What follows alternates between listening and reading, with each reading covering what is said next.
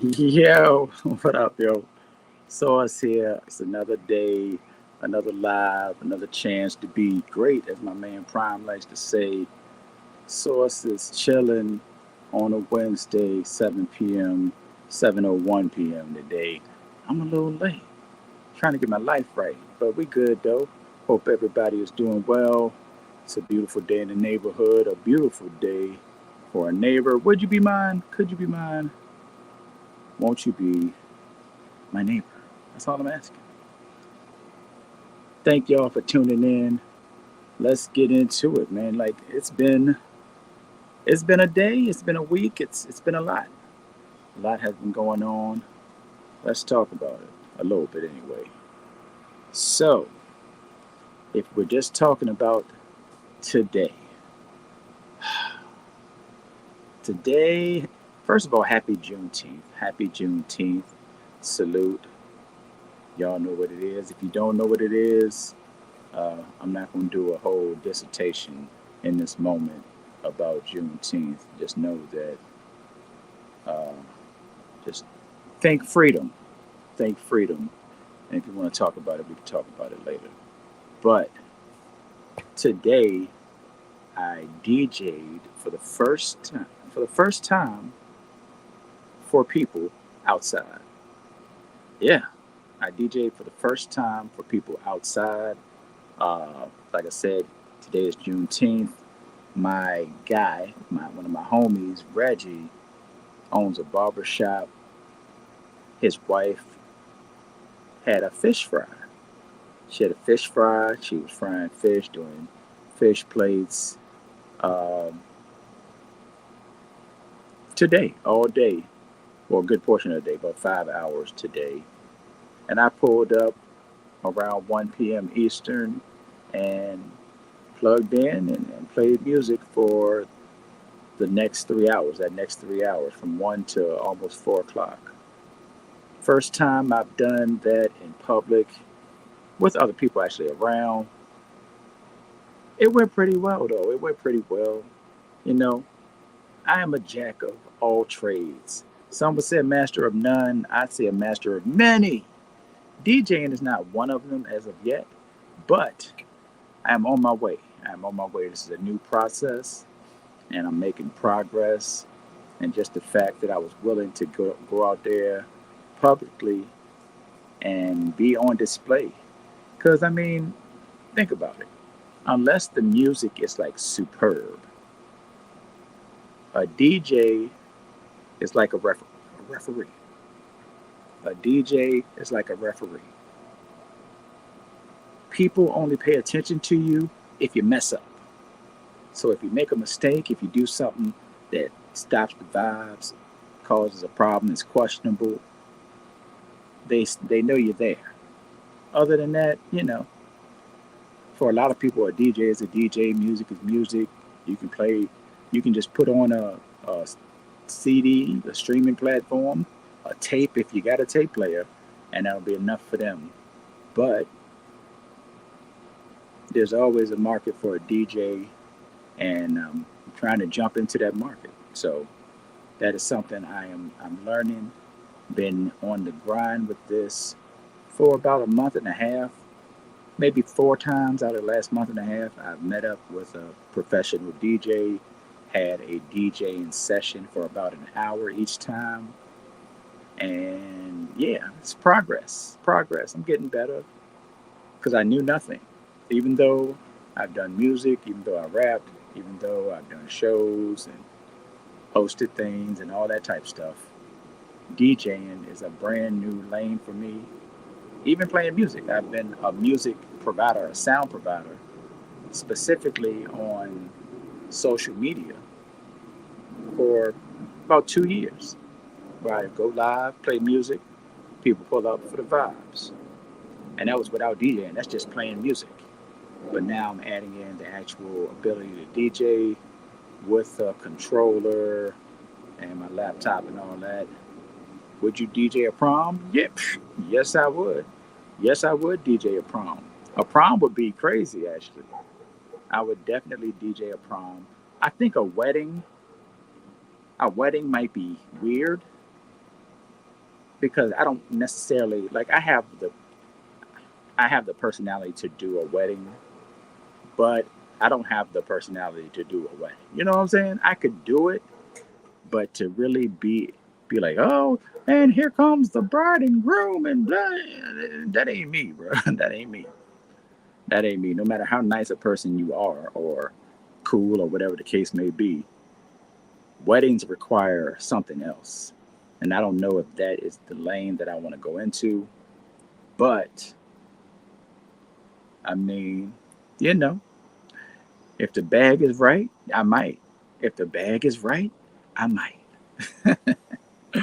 But let me get back to what I was saying. What I was actually going to say is that it's been a hip hop week thus far for me, a very hip hop week. So, like I said, Juneteenth is today. My city had celebrations over the weekend, so Friday through Sunday. On Saturday, I went out um, to one of the celebrations. It was a concert, food trucks, and the artist, the closing artist was Talib Kweli. So I'm a fan of Talib Kweli's music, and I knew he'd do a dope show. He performed. It was dope. The coolest part though is he had Brady Watt with him. If you don't know who Brady Watt is, if you're on Instagram and you've seen an older school rapper or a 90s rapper and a guy playing the bass, Brady White is the guy that plays the bass. He does this thing called bass and bars, where he'll have a rapper do one of their classic songs, and he'll play the bass, play the song on the bass alongside them, and they'll do a performance. So he had Brady White with him, along with three other uh, musicians, a drummer, a guitar player, and a keyboardist slash singer with him. So it was definitely a dope show. Salute to Talib Kweli for coming through the city and getting busy as expected. We had a good time. I was actually because the crowd was more of a Juneteenth free event crowd. When the show started, when Talib was getting ready to pull up, nobody was up front. So me and one of the homies, I said one of the homies, I don't really know him that well, but he recognized me, I recognized him, and we actually ended up talking for about an hour before Quali came out. We were standing on the side, talking while whoever else is performing. But before Quali performed, he went up to the front, dead center at the gate. I went up a little bit later, then people started pulling up. It was a packed crowd in the front, and I was in the front of the stage, which is where I like to be, regardless of how old I get, regardless of me doing shows, rapping, whatever the case may be. I will always be a fan of live hip hop, and I'm always going to be in the front. I don't care. I'm always going to be in the front because I like the energy in the front of the performer. Being close to the performer, that's the best spot. So if you love it like that, that's the place to be. So we had a good time with that. Um, Sunday was Father's Day, so salute to all the fathers out there. Big up. I am a father. Hey, is that? Hold on. Wait a second. Wait a second. We interrupt this random conversation of source to bring to you the proprietor of this here establishment. Let's see what the proprietor of this here establishment has to say.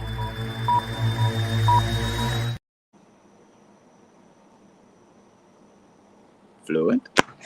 I, I was just coming to fix. I was just coming to change your background. That's My all. God. That's all I was coming on to do. Look, I heard a beep, and then I looked down and I saw your name. I was like, oh, he did say something about pulling up. So I thought that's what it was. Oh, I can if you want, but you just give me 2 minutes and we can have that conversation. I don't want to have that conversation. It's Juneteenth. I'm not really in a Oh, that's fair. combative That's fair. mood. That's fair. That's fair. But we can do that. We can schedule it for next week if you want to do We'll that. put it. Yeah, we'll put that one on hold. It, I was enjoying listening, and then I was like, let me fix that background and give you the official source is chillin' background because it just makes more sense. I appreciate it. Look, I need a full background. One day I'm gonna actually sit down and look at StreamYard and figure out how to throw a background because nobody wants to see my yard and these trees back here. Nobody wants to see that. I don't think. Yeah, So, they do. do they? Yeah, 100%. Okay. Well, I guess that's where we are. All right, Uh, brother. Well, let me know. Let me know. I'll be watching. So if you just call me, it's like the old. I don't know if you ever watched wrestling, but it's like the old NWO. You throw up the Wolfpack sign, I'll come. I'm there. Gotcha. Cool. I appreciate it. All right, man. Thank you, sir. You got it, brother. For those who don't know, that was Fluent of the Sports Fluent YouTube channel. The proprietor, that's my word for him, the proprietor of this here establishment. So shout out to him for hooking that up real quick in the background. And yeah, so like I said, I saw Quali on Saturday. Sunday was Father's Day. Happy Father's Day to the fathers. Um, and I went to church with my family. Not that y'all asked any of this, but I went to church with my family, including my in-laws. So it was my wife, our two daughters, my father-in-law, mother-in-law, their son, and me. So it was 8 of us at church, and then my sister-in-law met us for brunch. After church, we had a good time, good meal. Came home, watched the who was on Chicago. Was it Chicago and Indiana? Chicago and Indiana game that was on Sunday afternoon.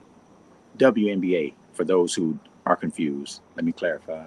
Watched the WNBA game and had a good afternoon, and then I went to another hip hop show. I don't go outside, y'all. Like I don't be outside. Like I'm outside. See, I'm outside right now. Ain't nobody trying to go outside for real. Like I ain't trying to be downtown. I ain't trying to have to go fight people to park. Apparently, there's a certain age where you don't want to go outside anymore, and I'm at that age because I ain't. Listen, I drove around Saturday for about 30 minutes to the point where I considered going home. I was like, do I really need to see Talib Kweli? He's going to be there tomorrow. I know he's going to pull up tomorrow. Do I need to see him? And then after I had that thought, I found a parking area, which was far away. I didn't even get into that part, but it was far. But I walked, it's cool. It's cool. It was a good time. But back to Sunday, it was the last performance of Mad Skills. For those who don't know, Mad Skills is a rapper from my city. I call him a friend. I'll call him a friend. I'll call him an associate because I don't really call too many people friends. So it's not nothing against him. It's just I don't know that I have that many friends that I call friends.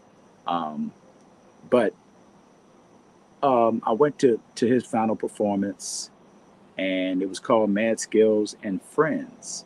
So rumor had it that some people were pulling up, and I have an instant because, like I said, associate of mine, and we run in the same circles a little bit. So one of the associates saw me on Saturday night, and we were just having a conversation about the Sunday show, and they were like, "Yeah, I mean, you got to pull up Sunday. Sunday's gonna be."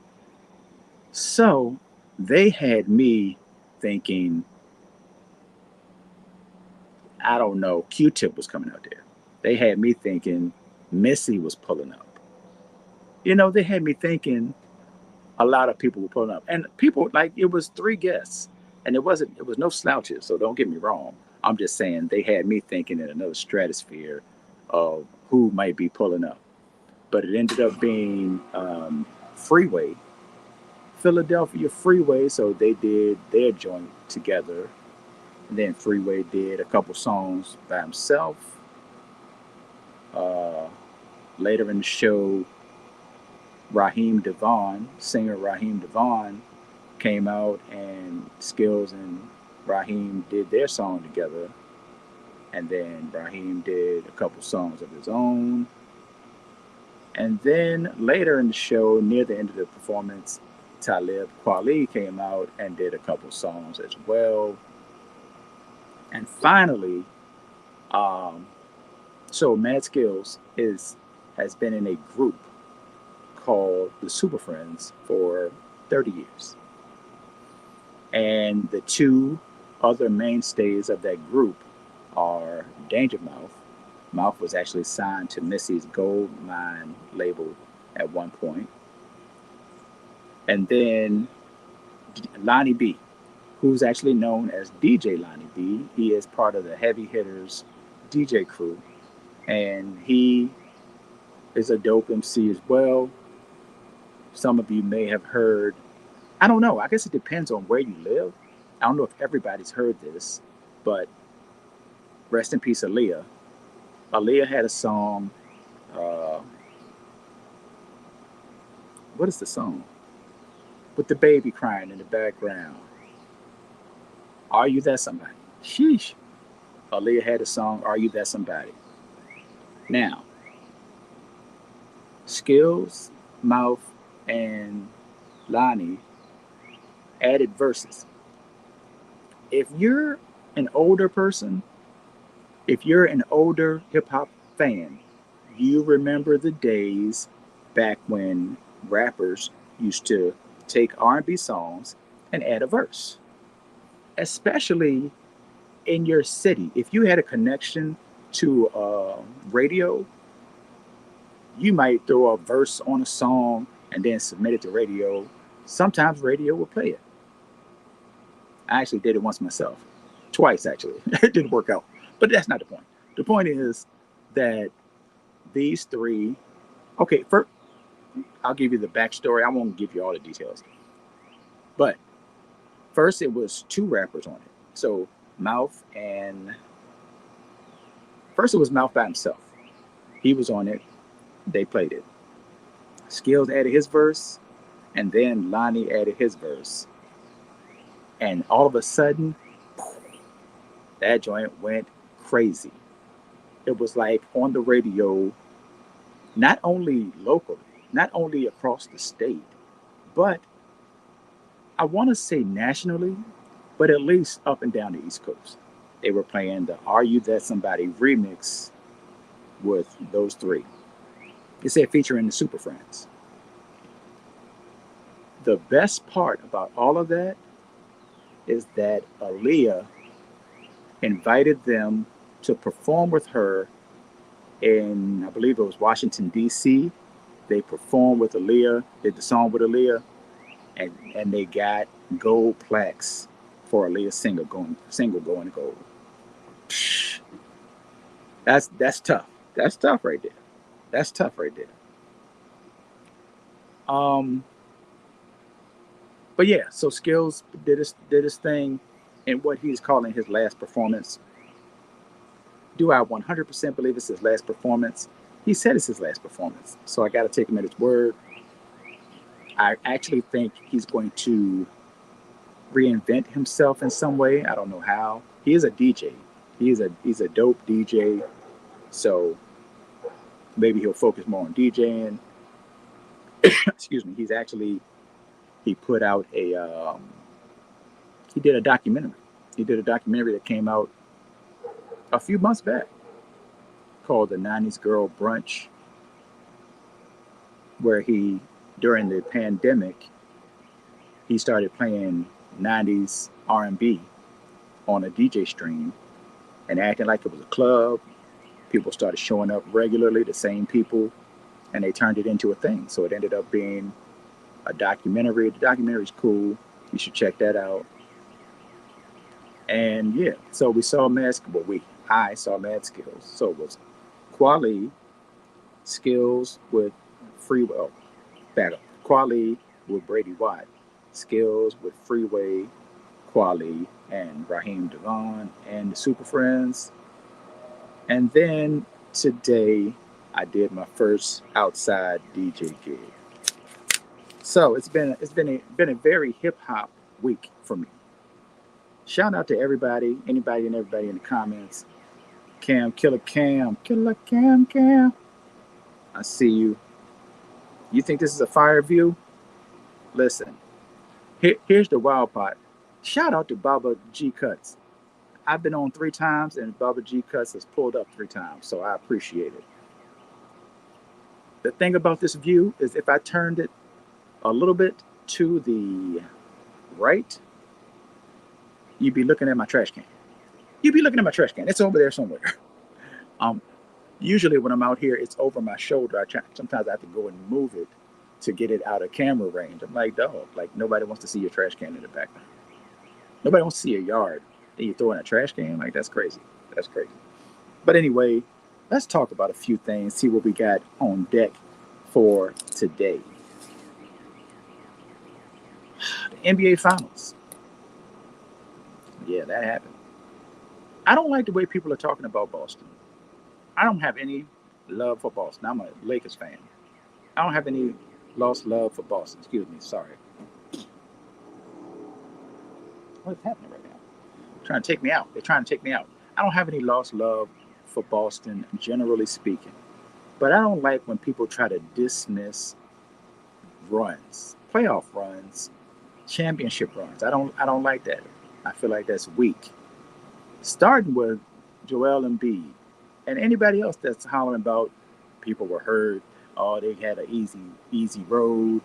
One, first of all, shout out to Boston for winning the championship. They beat Dallas 4-1. Jaylen Brown was the MVP as he should have been. Salute to him. If it was Jason Tatum, people might have side-eyed it a little bit, but it wouldn't have been the craziest thing in the world. But it ended up being the right person, Jaylen Brown. So salute to them for getting that right. And he deserved it. Like I said, he deserved it. He did his thing. But for whatever reason, people are dismissive of the Boston run. Here's my first problem with it. Boston had the best record in the East. They earned that. So whatever you want to say about people being hurt, Boston created the situation where they had the opportunity to have this run by having the #1 record in the league. They run through their first opponent. Injuries, not their problem. They run through their second opponent. Injuries, not their problem. And they run through their third opponent. Again, injuries, not their problem. They get to Dallas, and for whatever reason, which I'll say I think it's because Boston hasn't won a championship prior to this one with Tatum and Brown, people had a little bit of doubt about Boston, even though they got beat by, who did they get beat by? They got beat by Golden State in the finals. And that's nothing to hang their head about. I don't think. It's Golden State, So I don't think they had anything to hang their head about other than losing in the first round previously. Other than that, I think that Boston has done what they're supposed to do. This is the real process. Boston is the real process. You can say Philly is the process. Boston's the real process. I don't know how many times in life I've said shout out to Danny Ainge. I'm pretty sure it's no more than 2, including this one. But shout out to Danny Ainge for the job he did previously. Shout out to Brad Stevens for continuing the road that Boston was on. That was the real process that led to a championship. And people act like Tatum and Brown are like 32 and 31 winning their first championship. Then people's 25. Like, what are we doing? What are we doing? Same age as Luka. And we, including me, we praise Luka. And this is Luka's first time getting this far. But we don't give Luka the smoke for not getting this far that we give Brown and Tatum for actually getting this far and just not being able to win a championship. Imagine how many people there are who are considered NBA greats who don't have a championship to this day. And they retired. They're not gonna win one. Yet you had people calling calling Boston everything but champions prior to them actually, reaching that pinnacle.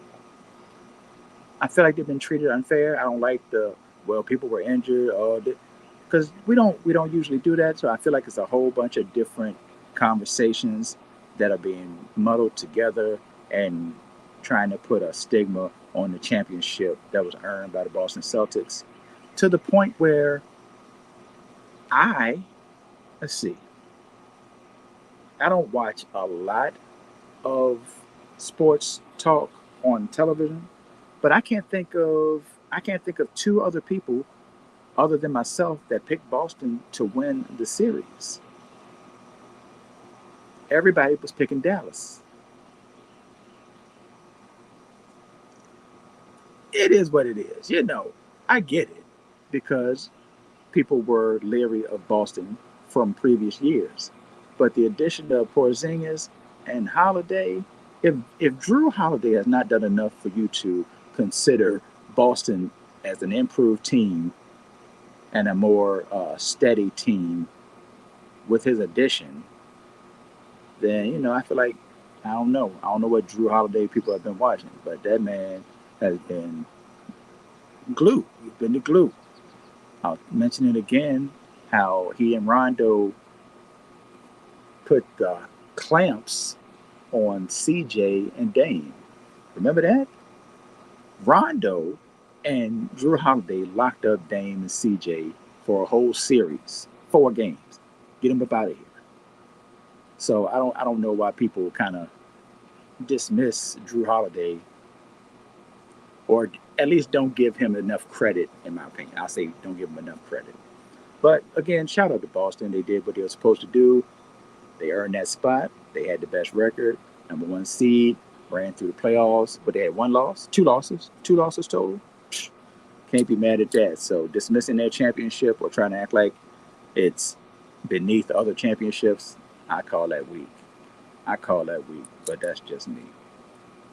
The aesthetic of Dallas blindsided into them picking to win the series. But it must be it because people were so very high on Luca and Kyrie, which is understandable. And the way they were able to use Luca and Kyrie's being separate entities, let me break my man down, draw, and throw in lob. We can both do the same thing, or we can get a bucket for ourselves. That can work against a number of teams. It's not gonna work against Boston because Boston has 4 people that defend the perimeter. 4. So you can't switch to somebody else and get somebody easy. Ain't no easy. There is no easy. So that's problem number one. And problem number 2 is the others were not othering for Boston. Oh, excuse me, for Dallas either during the series at all. Who, if you had to pick a third, like it's hard to say Kyrie was the second best player, but he had the good game 3. Who else had a good 2 games from Dallas? Nobody. It's Luca. Actually, it's Luca and everybody else. That's what it was. Luca and everybody else. And I'm not even big on the blaming of Luca or the blaming of Kyrie or the blaming of the others um, when it comes down to it because they weren't supposed to get this far. That's the thing. It's like if you overachieve and then losing a championship, people act like you were supposed to win the championship when you weren't supposed to be there. So how do you get clowned for losing something that you weren't supposed to attend? To me, that's crazy. That's crazy. But people are people. We're gonna, it's gonna be what it is, and that's how it's approached. Exactly, Prime clamping Dallas down. Dallas down. Shout out to my man Prime, my partner on the Sports Bar Podcast, the SBP. We'll be back live Sunday, SBP Sports Bar Podcast on Facebook. Sunday morning, 11 a.m. Eastern. Enough NBA Finals talk. I told you about my weekend. Oh, I gotta mention, respectfully, one WNBA mention. I know y'all like, man, you talk about the WNBA every week so far. And I am, and I do, and it will continue. But shout out to Cameron Brink. Man, hope she gets healthy ASAP. She tore her ACL last night. She was the number one rated rookie thus far through the season as far as efficiency. Her numbers were solid for a rookie, and she was holding it down for LA alongside De'Arica Hamby. But unfortunately, her season is now over. So rest up, heal up, and be better next season. Prayers for a quick recovery for Cameron Brink. Did you see Monty Williams? Yeah. How you lose a job? How you get a bag? Lose a job. Then you get begged to take another job that you don't want. I don't want this job. Dog, we're gonna give you all the money. Like, how am I gonna turn down all this money? Like, what would I'm gonna be at the house and all this money is available and I'm just not gonna fine, I'll take the job. Only to stay for one season, stink it up as expected, and get fired. Now, if I'm if I'm Monty Williams, I'm okay. I am listen, if I'm Monty Williams, I actually feel great. I appreciate you, Detroit Pistons, for firing me. Thank you so much. Thank you so much. Because I didn't want the job in the first place. Thank you for the money to add to the other money. And the cool part for him is nobody thinks he's a bad coach or a worse coach because he coached a bad team. He's still going to receive job offers in the next couple of weeks. I'm thinking, like, who's not going to look at Monty Williams if they have an open job? Who's not going to look at Monty Williams to hire or to at least consider? Imagine the Lakers not considering Monty Williams. Imagine the Lakers not considering Monty Williams. Lakers out here trying to get college coaches, Hurley family, all the white men who have never coached in the NBA signed up. It must be a list. It must be a list of white men who have never coached in the NBA. And then it's a short list apparently, but there's a list. Hurley, Reddick, like what? And I don't even have a problem. I don't even have a huge problem with the idea of JJ Reddick being a coach. Like, it's kind of wild that dudes be getting pulled off the sideline for head coaching jobs. That's kind of wild. But JJ Reddick, for whatever reason, okay, I get it. I think JJ Reddick is a smart basketball mind. It's still wild. Don't I mean it's wild, but I think there are worse options. Are there worse options?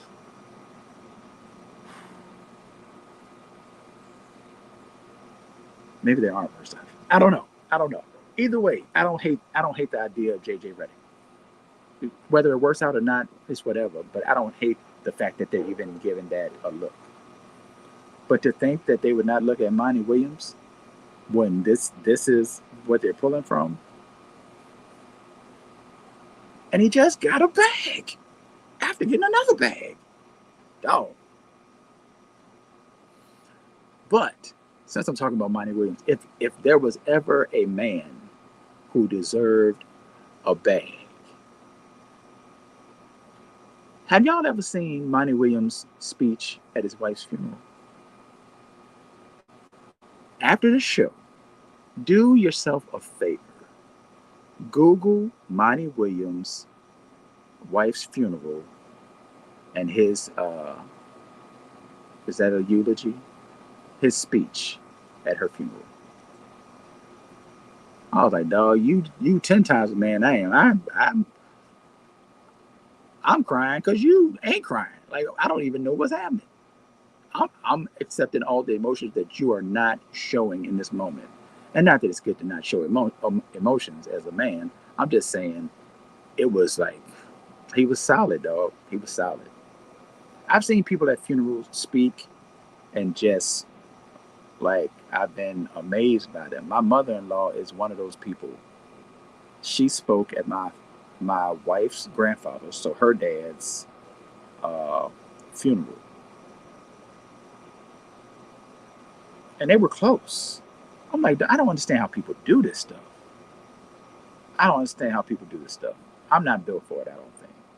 I don't mind speaking in front of people, but something like that, I don't know if that's my lane, though. I don't know if that.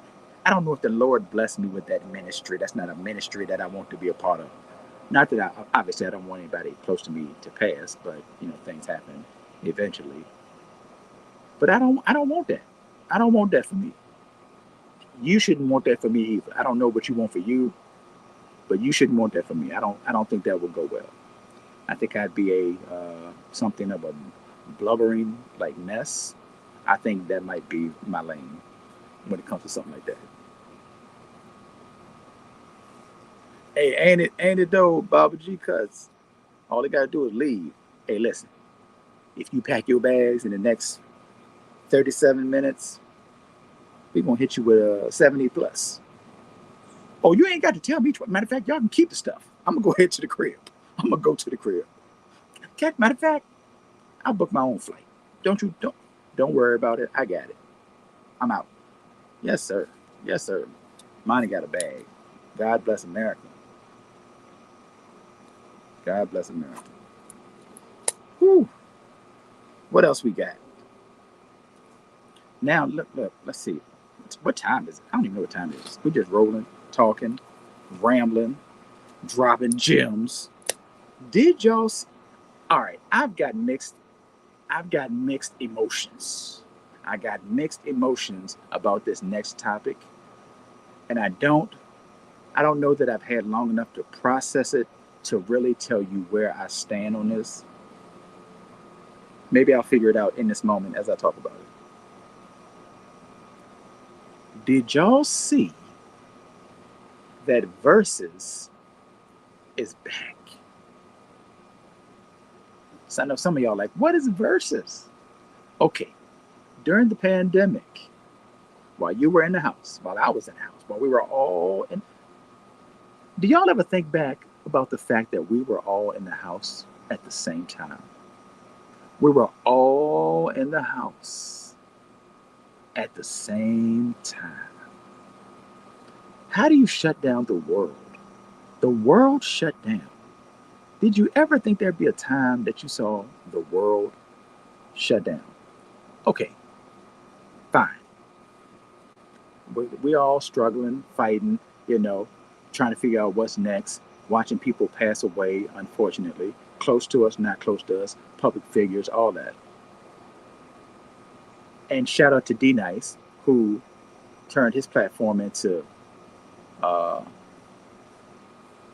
I forgot what it's called, Club Quarantine, and had big parties online with a bunch of famous people popping up. It was cool. It was a cool thing.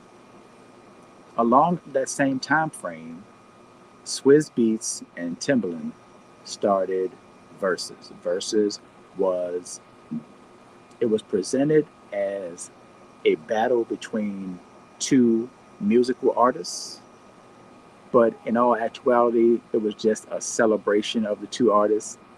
Of course, people are people, so people need controversy, and just the idea of Versus being a winner and a loser, I think intrigued a lot of people because, again, people are looking for somebody to clown or somebody to go against. But it was really just a celebration. It was a celebration of music. But they did that. They had, what, 50 versus battles? I don't remember how many it actually was, but around 50 versus battles. You had Keith Sweat against Bobby Brown. You had DJ Premier against the RZA, Babyface against Teddy Riley, Erica Badu against Jill Scott, Ghostface against Raekwon, Meth against Red. It was a great time. I loved it because it was, even though it was presented as somebody against somebody, again, it was a celebration. And it was also, like, for me, I'm not a big stadium concert person. As I mentioned earlier, I like to be in front of the stage when a show is going on. I want to be right there in the mix, near the artist. So I like small club venues where the artist is doing songs, but also engage with the crowd and even talking to the crowd. And it's just a small room. Those are, for me, those are the best shows. I like shows that have stories, personal things from the artist. That's, to me, that's the best type of concert. So that's what it was like. Because before they started doing live shows with Versus, before the world started to open up a little more, we had shows where it was just the artist versus the other artists. They were each in their own homes or in a studio or wherever, playing their songs and then talking about the songs or experiences that surrounded the music. So, as of, I guess, today, Swizz Beats and Timbaland are back in business. They are back to having control of Versus, along with Elon Musk, and they are doing Versus on X.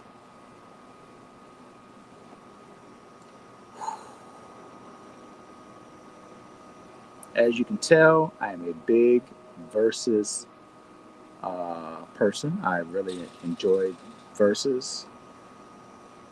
I enjoy talking about them, watching them, rewatching them, you know, all that. And I even created a series on TikTok called Bootleg Versus, where I would take artists that you would probably not see on a Versus and face them off against other artists. I'd play the songs, people in the comments would vote. Then I played two songs, a song by each artist. People in the comments would vote. I did uh, probably 30 of them. I probably did 30 of them. I don't know how many I actually did, but I'm going to guess 30. And it was a good time. Here's my dilemma. Elon Musk on Juneteenth with black people just doesn't sit right with me. Elon must be talking crazy about black people. Elon must be talking crazy about black people. And yet, Swizz Beats and Timbaland have decided to go into business with Elon Musk and the creation. Ah, I'm at a crossroads. I don't know. I don't know which way I want to lean with it. I don't know if I want to lean with it, want to rock with it, lean with it, rock with it. I don't know. I haven't decided. I'm in flux. And again, it hasn't been long enough for me to really think it through. I'm a watch. Don't get me wrong. If I'm gonna watch. If they get back to putting up shows, I'm watching. I'm not gonna feel good about it. It's kind of like when I go to Chick-fil-A. I'd be like, I don't like how y'all be acting, but I'm gonna get these nuggets and this lemonade with no ice. Y'all be acting funny.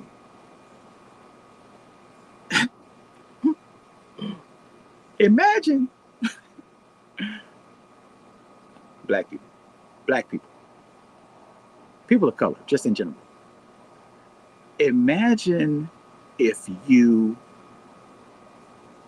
stopped supporting, and I'll say supporting just to make it that much more of a dagger. If you stopped supporting people you think, know, or assume are not in your corner. Surprise, we'd all go hungry, we wouldn't buy clothes, We wouldn't have groceries.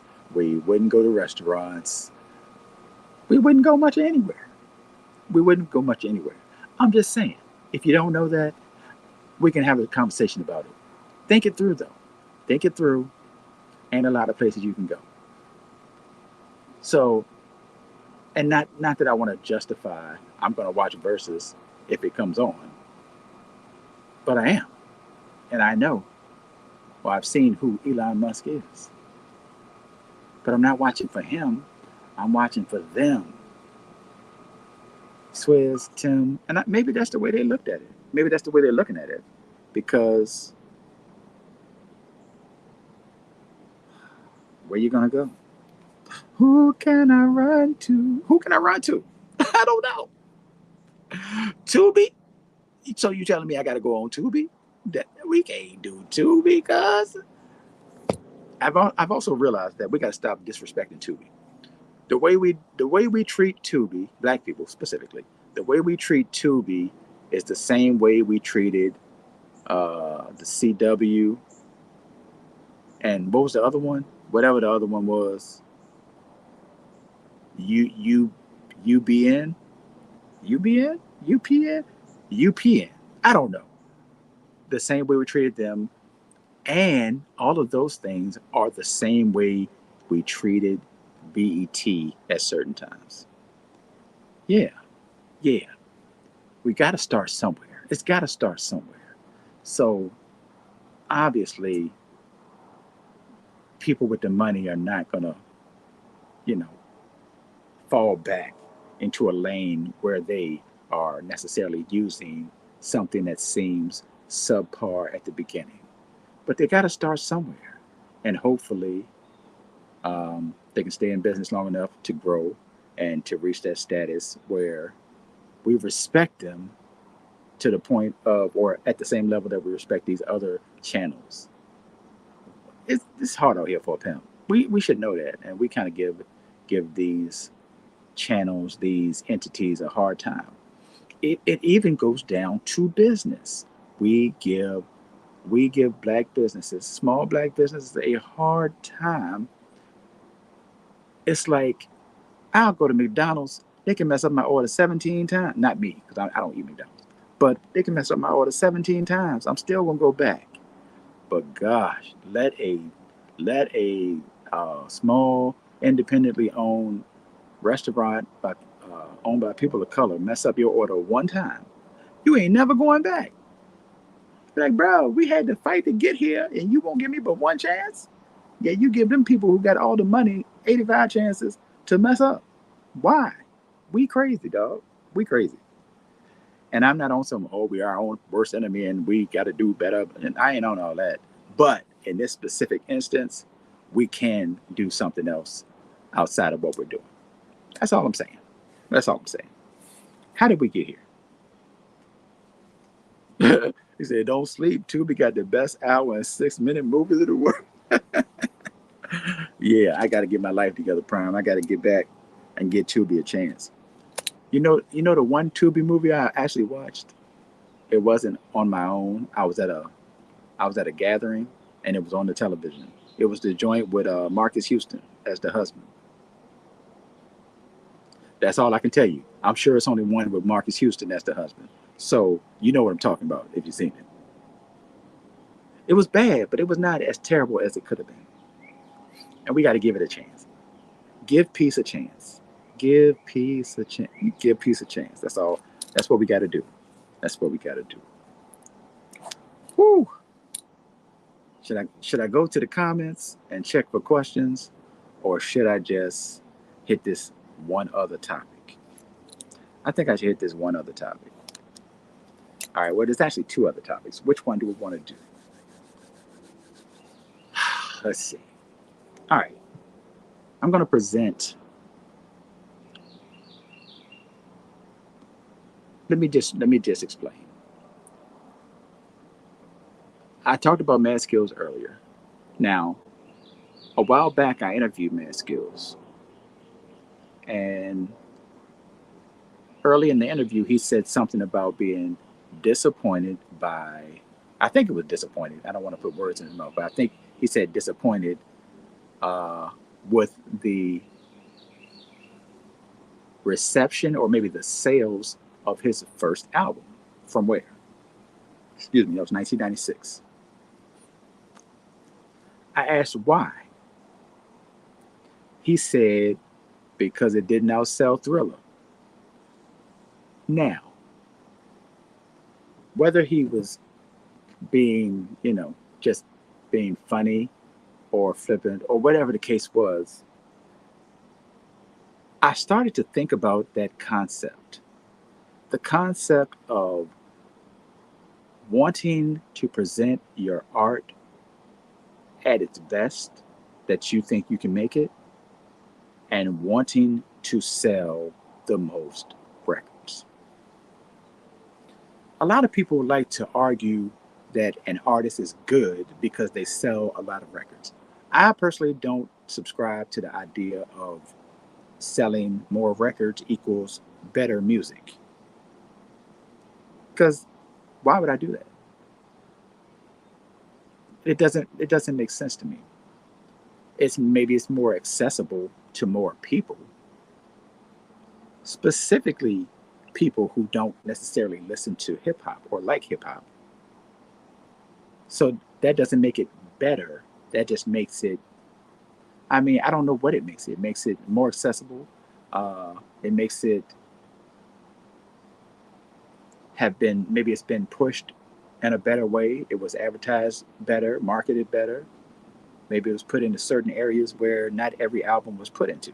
And of course, I'm speaking of a time that is prior to now because, of course, you can throw anything on DSPs and it's everywhere as soon as you upload it. I get that. But prior to that, not everything was everywhere, especially not immediately. But uh, I've just been thinking about the fact that artists kind of have to make a decision,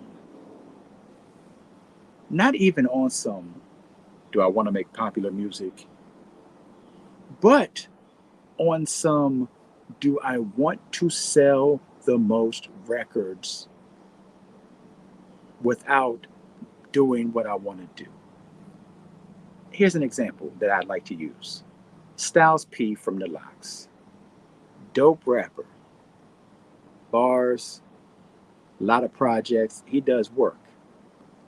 Now, I am of the mindset that if you told Styles P he was going to sell 5 million records, but he has to do whatever to make those 5 million record sales. He has to, create music that he doesn't believe in necessarily, but it's going to sell 5 million records.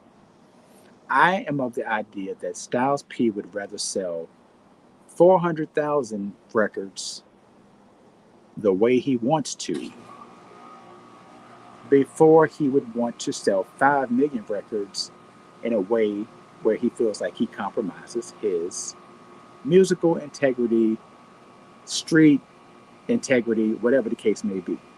So I go back to Skills saying it didn't sell as many as Thriller. And I think about, a punchline, and I always say a punchline rapper because he was a battle rapper and, he used a lot of punchlines. A rapper who raps with punchlines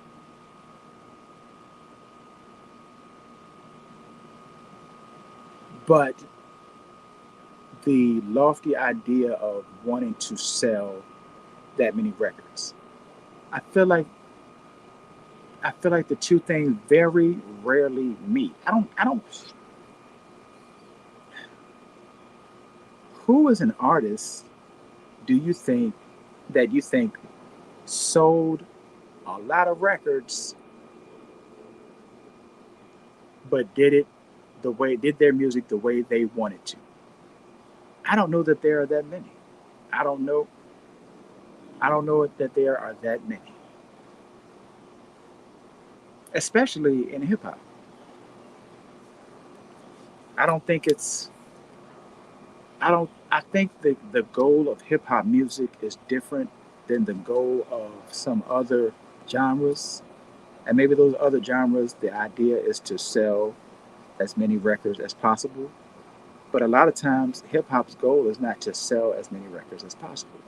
Man, is that called integrity? I don't know. Is that integrity? Maybe it's integrity. Maybe there is a stronger integrity for the music or to the music in hip hop than there is in some other genres. I guess it comes down to the artist because obviously we don't want to lump all artists of all genres or any genre in with the group. But man, I just look at how great some artists can be, but their record sales are never going to reflect their greatness. So it makes me wonder what kind of mindset do people have to think that selling the most records is the goal? Because if selling the most records was the goal, then everybody would rap like Hammer respectfully, Drake respectfully. Everybody would rap like that. Because a lot of people can, but they don't. I hope that makes sense. I hope that makes sense. That's a whole conversation, and I need to flesh it out a little bit more just to present it in a more neat package. But truthfully, it is what it is. Rappers can't want to be themselves and do an album the way they want to do it and want to have the most sales of all time in the same breath. I mean, you can say it, but it's not a reasonable thought. It's not a reasonable thought. It's a reasonable doubt. I just wanted to plug Jay-Z. No, did I pause that? I don't know. I just wanted to plug Jay. Yeah, I guess I gotta pause that. I'm not even a pauser, but I gotta plug Jay-Z. That don't sound right. It don't sit right in my spirit. I'm sorry. Pretend I didn't say that. Delete it. Is that gonna be a part of the show? That's gonna be a part of the show. Daggone it. It's gonna be out there. Somebody call Sports Fluent. Tell them to edit, edit, edit. Anyway, that's it for me, y'all. I hope y'all enjoyed this conversation, this soliloquy of chaos. Shout out to Gangstar, salute, Primo, rest in peace, Guru. The show's over. It's time for the next one. Shout out to my man Ori. Do your thing, man. Do your thing. Y'all have a good night. I'll be back next week. Peace, love, soul, and all that good stuff. Chill.